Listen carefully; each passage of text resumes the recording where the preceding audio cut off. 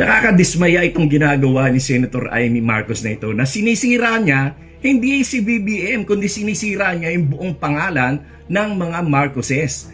Napakatagal ng panahon, more than 30 years, no? 36 years na niyuyurakan, sinisipa, dinadaganan, tinatadyakan ang kanilang pangalan sa paninira. Na ngayon na ang mga Pilipino ay nagising sa katotohanan na lahat ng paninira ay isinantabi nila at kanilang ibinoto si Pangulong Bongbong Marcos para maituwid ang kasaysayan at upang gumanda ang takbo ng Pilipinas at makabawi tayo sa lahat ng mga pangyayaring mga lumugmok sa ating bansa.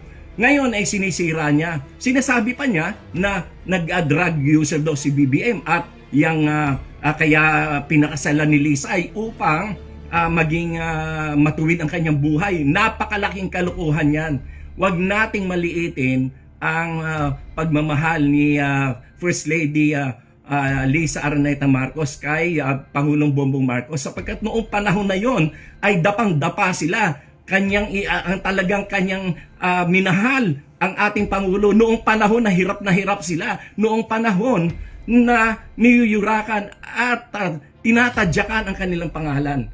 At noong panahon na yon ay wala sa posisyon si Pangulong Bongbong Marcos. Noong pinakasalan siya, nilalait pa niya, panlalait pa yung ginagawa ni Senator Amy Marcos. Nasaan naman ang kanyang utak? Sana napunta ang utak mo, Amy? Kaibigan kita pero hindi ganyan dapat ang ginagawa mo. Sinisira mo yung pangalan ng buong pamilya nyo. Oh, bakit? Kasi meron ka nahuhulinigan na yung iyong badman dyan sa DPWH ay malapit na raw kumanta. Sa aking pagkakaalam sa mga media circle ay malapit na kumanta yung iyong bagman dyan sa Ilocos, yung mga DPWH projects na yan. At sa aming narinig din na si Diskaya pala ay contributor sa campaign mo, na donors mo rin sa campaign mo. At yung hindi ka na pagbibigyan doon sa mga pwesto na gusto mong ipa-appoint. Kaya ikaw ay galit na galit sa iyong kapatid. Pero kung galit ka sa kapatid mo, dapat ay yan ay ipaglihim nyo lang sa inyong pamilya. Huwag mo idamay ang mga Pilipino, huwag mo idamay ang Pilipinas. Ngayon maninira ka, magdi-destabilize ka ng gobyerno. Sino pinapahirapan mo? Ang mga Pilipino. Yan ba ang dapat mong gawin? Dapat mo ba sirain ang ating bansa? Mag-isip-isip ka, Amy. Nasaan ang utak mo? At sinisiraan mo pa si BBM para ikaw ay makapagtakbo sa ticket ni Sara as Vice President. Yan pala ang plano mo, ha? Na magtumakbo kang Vice President kay Sara. Nasaan na? Nasaan ang lohika mo? Nasaan ang iyong isip na punta? Ha? Kinakampihan mo ang mga mamamatay tao, ang mga magnanakaw, ang mga korap. Hindi lang korap na sobrang corruption ang ginawa niyan din lang sa flood control project. Kung hindi pa dahil kay BBM, hindi mabubunyag yan. Tapos ngayon, ikaw pa ang kumakampi sa mga magnanakaw. Ano ka ba? Pambihira ang utak mo, Amy. Hindi ko malaman kung saan mo nakuha yung utak mo. Si Sara, walang kapanapanalo yan sa pagka-presidente. Kayo lang ang nagsasalita ng ganyan sapagkat inukondisyon yung isip ng mga Pilipino dahil takot na takot kayo, takot na takot ang mga Duterte at ang kanilang mga tauhan na sangkot sa mga corruption, takot na takot kayo na kayo ay makukulong na. Kaya yan ang inyo pinagsisintir. Kaya kayo ay kinakalaban at binabagsak nyo ang gobyerno ni BBM. Hindi kayo mananalo sapagkat nasa likuran ni BBM ang milyon-milyon na mga Pilipino na naniniwala na ang buhay natin ngayon ay mas maganda at mas may tinatahak na direksyon kaysa naman nung nakaraang panahon na wala talaga, na wala, sabog-sabog lahat. Kaya Amy, mag-isip-isip ka. Hindi ka namin papayagan dyan sa ginagawa mong yan sapagkat kami mismo, kami mga Marcos loyalist, kami mga taong mga Pilipino na naniniwala sa kagandahan ng ating demokrasya ang magiging kalaban mo. Hindi ka naman nanalo kahit kailan. Gusto niyong pag-resignin si BBM? Iilang piraso lang naman kayo na nagsasabi niyan. Takot na takot kasi kayo na malapit na kayong makorner, malapit na kayong makasuhan, malapit na kayong makulong. kayo na mga kalaban ng politika sa administrasyong BBM.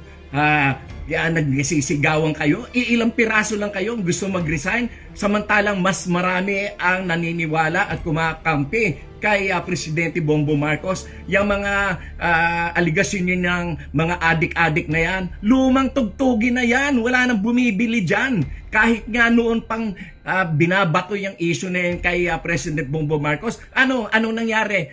For the first time, a majority elected president ang ating naihalal for the first time. At for the first time, nagkaroon ng boto na pagkarami-rami ng 31 million plus. At yan ay kauna-unahang nangyari. At yan ay kahit sa kabila ng paninira kay BBM na siya ay adik, na siya ay kung ano-ano mga ibinato sa kanya, and still, ibinoto siya ng mga tao ng napakarami for the first time majority sa presidential election. At yung mga adik-adik nan, lumang tugtugin na yan, wala nang bumibili dyan. Kayo lang na mga bumibili dyan, yung mga kulang, yung mga bobo. Nakakadismaya itong ginagawa ni Senator Amy Marcos na ito, na sinisira niya hindi si BBM, kundi sinisira niya yung buong pangalan ng mga Marcoses. Napakatagal ng panahon, more than 30 years, no? 36 years na niyuyurakan, sinisipa, dinadaganan, tinatadyakan ang kanilang pangalan sa paninira. Na ngayon na ang mga Pilipino ay nagising sa katotohanan na lahat ng paninira ay isinantabi nila at kanilang ibinoto si Pangulong Bongbong Marcos para maituwid ang kasaysayan at upang gumanda ang takbo ng Pilipinas at makabawi tayo sa lahat ng mga pangyayaring mga lumugmok sa ating bansa. Ngayon ay sinisira niya. Sinasabi pa niya na nag-drug user daw si BBM at yung kaya pinakasalan ni Lisa ay upang maging matuwid ang kanyang buhay. Napakalaking kalokohan yan. Huwag nating maliitin ang pagmamahal ni First Lady Lisa Araneta Marcos kay Pangulong Bongbong Marcos, sapagkat noong panahon na yon ay dapang-dapa sila. Talagang kanyang minahal ang ating Pangulo noong panahon na hirap sila, noong panahon na niyuyurakan at tinatadyakan ang kanilang pangalan. At noong panahon na yon ay wala sa posisyon si Pangulong Bongbong Marcos. Noong pinakasalan siya, nilalait pa niya, panlalait pa yung ginagawa ni Senator Amy Marcos. Nasaan naman ang kanyang utak? Sana napunta ang utak mo, Amy?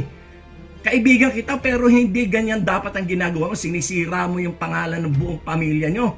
Oh, bakit? Kasi meron ka nahuhulinigan na yung iyong badman dyan sa DPWH ay malapit na raw kumanta. Sa aking pagkakaalam, sa mga media circle ay malapit na kumanta yung iyong bagman dyan sa Ilocos, yung mga DPWH projects na yan.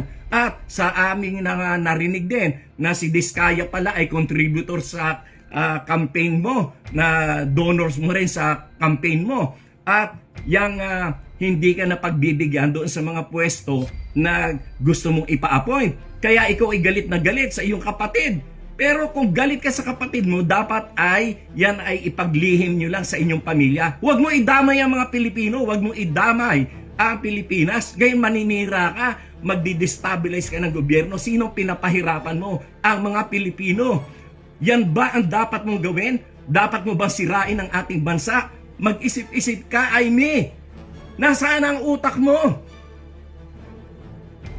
At sinisiraan mo pa si BBM para ikaw ay makapagtakbo sa ticket ni Sara as Vice President. Yan pala ang plano mo, ha? Na magtumakbo kang Vice President kay Sara. Nasaan na? Nasaan ang lohika mo? Nasaan ang iyong isip na punta? Ha? Kinakampihan mo ang mga mamamatay tao, ang mga magnanakaw, ang mga korap. Hindi lang korap na sobrang corruption ang ginawa niyan din lang sa flood control project. Kung hindi pa dahil kay BBM, hindi mabubunyag yan. Tapos ngayon, ikaw pa ang kumakampi sa mga magnanakaw. Ano ka ba? Pambihira ang utak mo, Amy. Hindi ko malaman kung saan mo nakuha yung utak mo.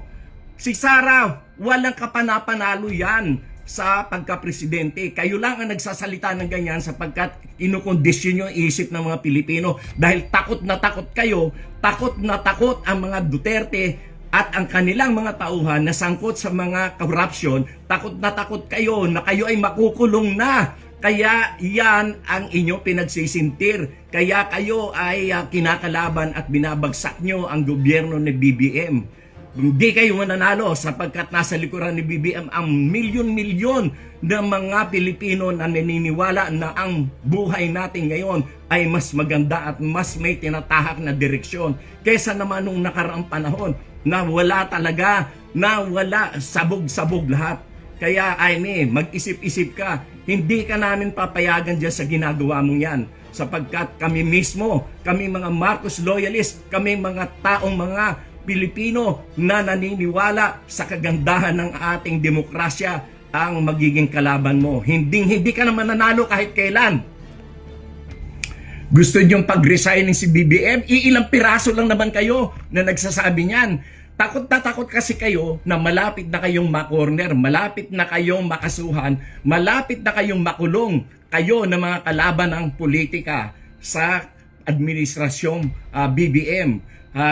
Nagsisigawan kayo, iilang piraso lang kayo gusto mag-resign, samantalang mas marami ang naniniwala at kumakampi kay Presidente Bongbong Marcos. Yung mga aligasyon nyo ng mga adik-adik na yan, lumang tugtugin na yan, wala nang bumibili dyan. Kahit nga noon pang binabato yung issue na yan kay President Bongbong Marcos, anong nangyari?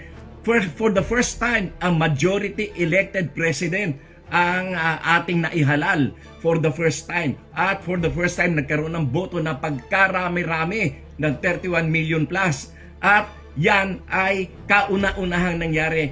At yan ay kahit sa kabila ng paninira kay BBM na siya ay adik, na siya ay kung ano-ano mga ibinato sa kanya, and still, ibinoto siya ng mga tao ng napakarami for the first time majority sa presidential election.